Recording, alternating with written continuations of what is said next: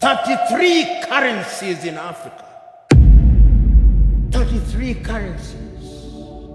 None of which is used to conclude transactions anywhere. I come to Addis Ababa, Ethiopia, and I show my shilling. They say, what is this? But let me show the dollar. Oh, this is it. Let me show the euro. This is it.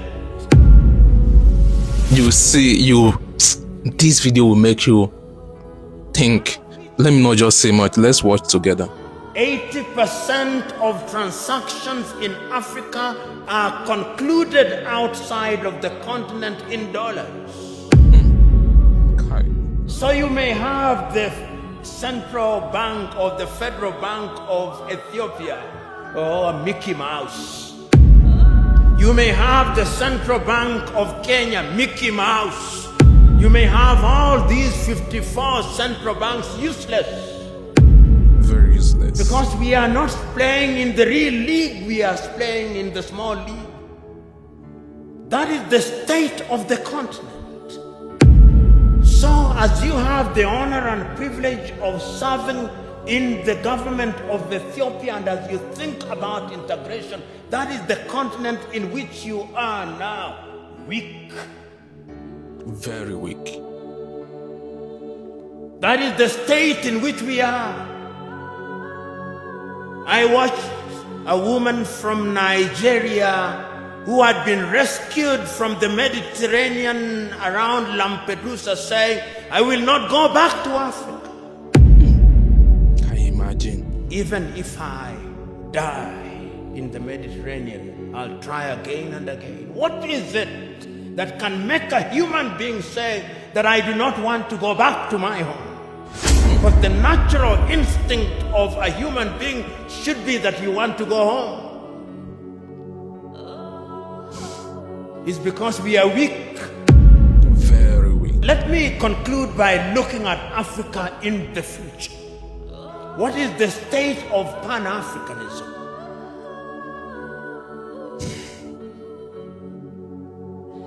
Africa finds herself in a very difficult situation. What Nkrumah feared. Today, many African leaders have gotten used to the trappings of power. And those who speak about power, right? Power corrupts. Exactly. And absolute power corrupts absolutely. Absolutely. I remember in 1997, I think, I may be wrong about the year, 1995, I think, I was serving as an intern at the Mwalimu Julius Nyerere Foundation in Dar es Salaam. And I had the privilege and honor of driving with Mwalimu Nyerere in Dar es Salaam. And he had only one guard and a driver. And he stopped at the few traffic lights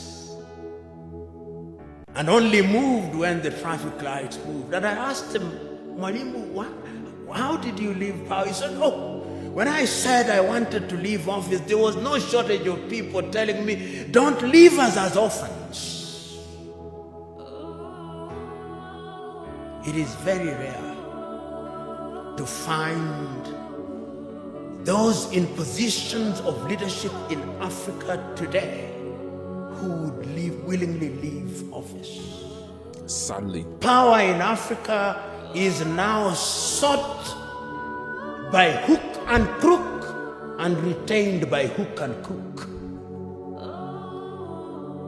Because the trappings of power are good. And permit me, when I am gone, even if I irritate you, in fact, perhaps my intention is to irritate you, so that you reflect upon what I'm going to say. And this is a personal thing. I'll give you an example. When I was appointed as the director of the Anti-Corruption Commission, I drove in the morning in my car with my driver. In the evening when I was leaving, there were 3 cars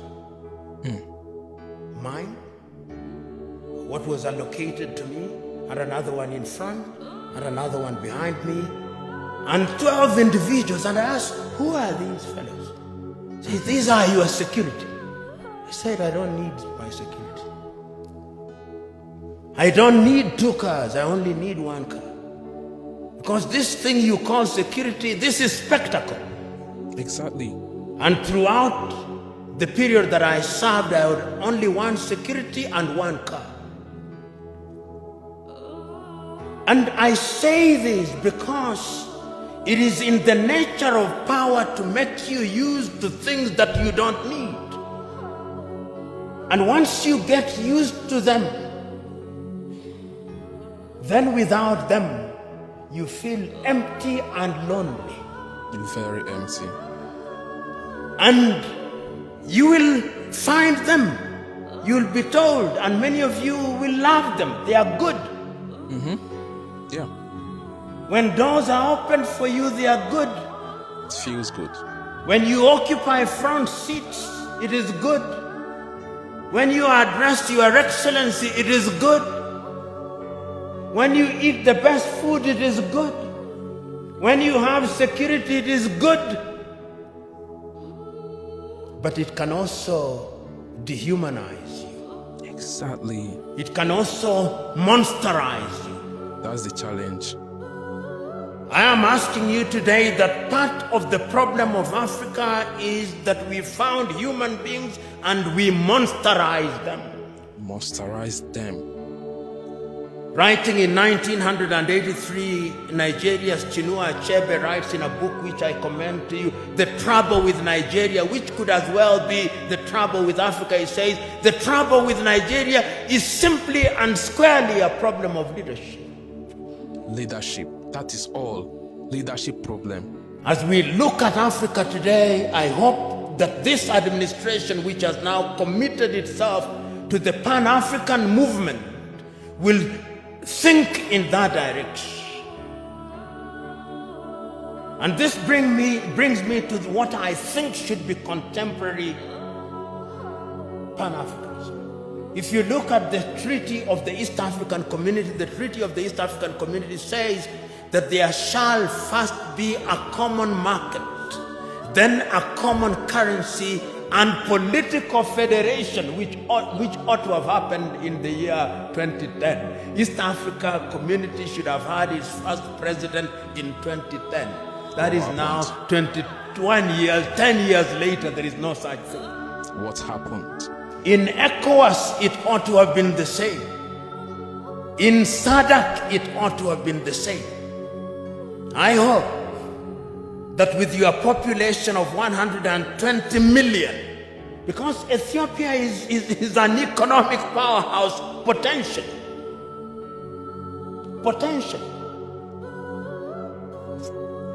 You know, Pan-Africanism, the new Pan-Africanism must have an economic component of it. That is how I understand Africa Agenda 2063. Africa Agenda 2063 says that by the year 2063, Africa will have pulled up her people into a middle-level economy on 7 pillars, economically, politically, and otherwise. Okay. And the Africa Continental Free Trade Area suggests to me that we'll have broken all the tariff and non-tariff barriers. Will we be able to achieve those in the spirit of new Pan-Africanism? Will we have one currency? Will we have one passport? We have already said so under the Kigali Agreement that we are going to have one passport. Will we have one telephone code? We have 55 telephone codes. You move from Nairobi 254, you come here, you have another one, you go to Eritrea, you have another one. There is no connectivity in the 21st century. How can you be taken seriously? How can we? Those of you in the United States of America, you fly from Boston, Massachusetts to San Francisco in the West, 6 hours, 40 minutes, the code is 1. One the code. tariff is 1. The COVID test is one. I moved from Nairobi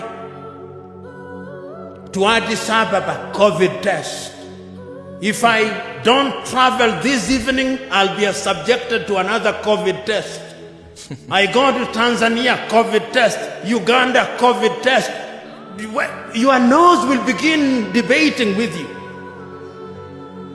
In the United States of America, you take one COVID test from Miami and you don't take it as you go to St. Louis in Missouri. I'm talking about very practical things. Very practical. I come here and I have to go through an immigration. My passport has to be stamped. Somebody in the United States of America does not have to do that. Somebody in the European Union across 27 countries does not have to do that. In China, which is of course 1.4 billion, does not have to do that. Why are we different? Until we change all those things, we are going nowhere. So that we have only one telephone code, so that we have only one currency, so that we have only a single immigration, so that we eliminate all these armies. You know, you look at some African countries and they have an army which complete with 5-star generals who have never even quelled a street riot, and they are generals. Not even for once. Your money goes into maintaining militaries, maintaining embassies that you don't need. You see why Africa is poor? All these 55 countries have embassies. If we were one, there would only be one ambassador for Africa in the United States of America. There would only be one army with regional policing. Am I being naive or simplistic? Yes, we can create a single Africa with a loose government, a confederal government, dealing only with foreign affairs and defense and monetary policy and general policy formulation, with different governance systems. That is the only way in which these narrow tribal instincts will be dampened. Eliminated. But as long as, and now I want to conclude, if we only see Pan-Africanism as sentimentalism, as a romantic idea about which we debate, and we remain as we are, then this is the Africa that I see. This is the Africa that I see in 25 years' time.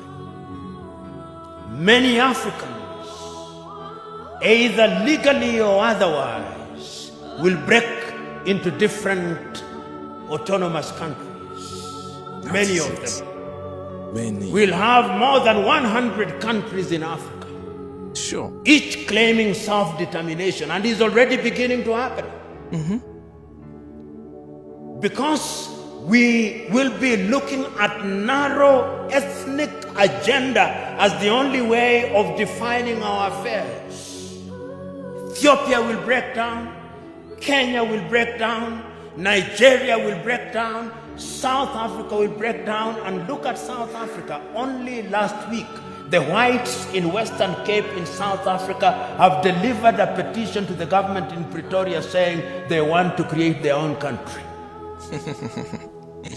The Democratic Republic of Congo will break down, Libya will break down. The only way in which we can immunize ourselves against all those things is to create a Pan-African nation which allows for self-determination within the nation.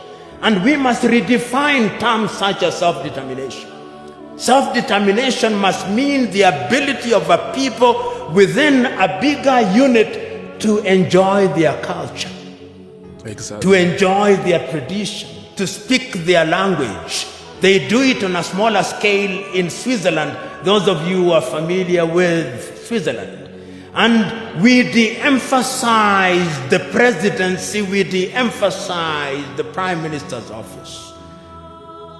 Pixley Kaisa Kaseme said, and I conclude with him, Africa is diverse. Very diverse. Some people say that because of our diversity, she cannot unite. She can. Because unity in diversity is possible if we understand what human beings need. In the nature of things, human beings need security. In the nature of things, human beings need food. Human beings need medical services. They need infrastructure.